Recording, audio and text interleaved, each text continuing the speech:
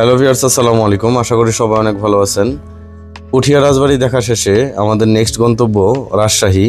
তবে আমাদের একটু ভুল ডিসিশনের কারণে যমুনা সেতুর আগে আমরা গ্যাস নিইনি, যার কারণে নাটোরের একটু আগে থেকেই আমাদের গ্যাস শেষ হয়ে যায়।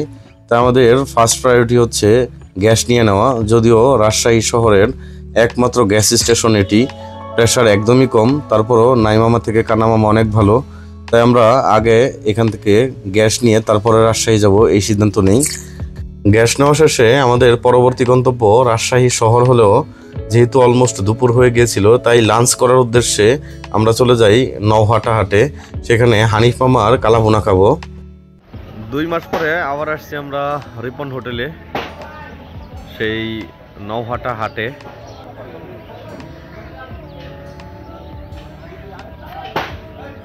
কারণ গতবার আমরা যে টেস্ট পাইছি সেই টেস্টের টানে আবার মূলত আসছি। যদিও এবার আমাদের উদ্দেশ্য ছিল হানিফ মামার কালাভুনা খাবো, কিন্তু শুক্রবারে হানিফ মামার কালাভুনা এই নওহাটা হাটে বন্ধ থাকে, তাই আমরা রিপনের কালাভুনা খাবো। আপনাদের রেগুলার কত কেজি করে যায় গরুর মাংস? রেগুলার বলতে আপনার হাট দিন যায় 120-30 কেজি যায়। 120-30 কেজি। কোন হাটে আপনার 50-60 কেজি নর্মালি না। আর ভাই হইতেছে গিয়া এখানের চিফ বাবুর্চি। ভাই এই রান্নাগুলো করে, মূলত অন্যান্য যারা আছে তাদের হেল্পার হিসেবে আছে তারা। আমরা যখন রিপনের হোটেলে পৌঁছাই তখন তারা লাঞ্চের পরও বিক্রি করবে, এজন্য 30 কেজি মাংস মাত্র চুলায় উঠিয়েছে। রান্নাটা হতে মোটামুটি 1.5 থেকে 2 ঘন্টার মতো সময় লাগবে। আর যেহেতু অলরেডি জুমার নামাজের আজান দিয়ে দিয়েছে, তাই আমাদের উদ্দেশ্য ছিল খাওয়া দাওয়া শেষ করে তারপর আমরা জুমার নামাজ পড়বো। তবে যেহেতু হাতে এত সময় নেই, এই নগদ রান্নাটা আমরা খেতে পারবো না, তাই ওনাদের যেই রান্নাটা এর আগের চুলায় হয়েছিল, তার মানে এর আগে যে রান্নাটা হয়েছিল ওই রান্নাটা খাবো বলে আমরা হোটেলে ঢুকি। এর আগে যখন আমরা রিপন হোটেলে এসেছিলাম তখন রিপন ভাই উপস্থিত ছিলেন। তো আজকে রিপন ভাই এখন পর্যন্ত আসেন নাই, হয়তো বা লাঞ্চের পরে আসবে বা লাঞ্চের সময় আসবে জুমার নামাজ পড়ে। তো ওনাদের কর্মচারী অলরেডি দেখা যাচ্ছে লাল বোনা থেকে জাল করতে করতে কালো বোনা বানাচ্ছে। আর এই হচ্ছে সেই কালো বোনা, আর তার পাশের কড়াই আছে লাল বোনা।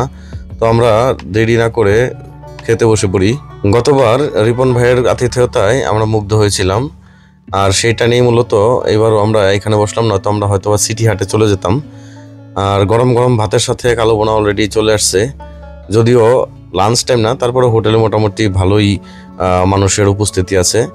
কালো বোনাটা নিয়ে একটু টেস্ট করে দেখি যে সেই আগের বারের মতো টেস্ট পাই কিনা। সত্যি কথা বলতে আগের বার আমরা কালো বোনার মধ্যে যে টেস্ট পেয়েছিলাম, এবার একটু ভিন্ন ধরনের টেস্ট পেলাম। কারণ হচ্ছে গিয়ে একটা জিরার স্ট্রং ফ্লেভার আসতেছিল, যে ওনারা জিরাটা কিছুক্ষণ আগেই মাত্র দিয়েছে, সেই জিরার ফ্লেভারটা আসতেছিল। আসলে কি বলবো, হয়তো রান্না এক এক দিন এক এক রকম হতেই পারে। তবে গতবার যেরকম একদম জিরার ফ্লেভার ছিলই না বলা যায়, তবে আজকে একদম জিরার স্ট্রং ফ্লেভারটা নাকে আসতেছিল, যার কারণে খাবারটা আজকে একটু হইলো মানে আগের তুলনায় ডাউন বলতে পারেন। তো যাই হোক, এরকম হতেই পারে, তো আমরা সেটা মেনে নিয়েই আসলে খাওয়া দাওয়া করছি। যাই হোক, কালো ভুনা যেহেতু একটু ভিন্ন রকমের টেস্ট পেয়েছি, তাই একটা লাল ভুনা নিলাম। লাল ভুনা ভাগ করে নিয়ে খেয়ে দেখছি যে লাল ভুনার টেস্টটা মোটামুটি ঠিক আছে। তো কালো ভুনার মধ্যে ওনারা জিরার পরিমাণ একটু বেশি ব্যবহার করে ফেলছে। খাওয়া দাওয়া শেষে আমরা জুমার নামাজ পড়ি। জুমার নামাজ পড়ার পর দেখলাম এই গুড়ের তিলের খাজাটা বিক্রি করতেছে মসজিদের বাইরে। তাই আমরা এই তিলের খাজাটা মোটামুটি 100 টাকার কিনে নিই আমরা, মানে একটু পরে খাবো বলে।